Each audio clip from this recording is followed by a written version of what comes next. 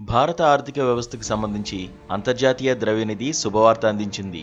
తాజాగా విడుదల చేసిన వరల్డ్ ఎకనామిక్ అవుట్లుక్ నివేదికలో ఆర్థికంగా అభివృద్ధి చెందుతున్న దేశాల్లో దూసుకెళ్తున్నట్లు పేర్కొంది.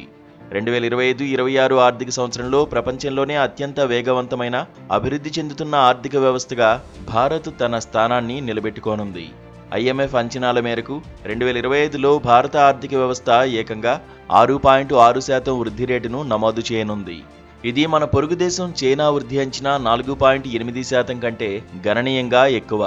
ప్రపంచవ్యాప్తంగా అమెరికా సుంకాలు, ఇతర ఆర్థిక అనిశ్చితులు ఉన్నప్పటికీ భారత్ మాత్రం ఈ అద్భుతమైన వృద్ధిని సాధించనుందని IMF నమ్మకం వ్యక్తం చేసింది.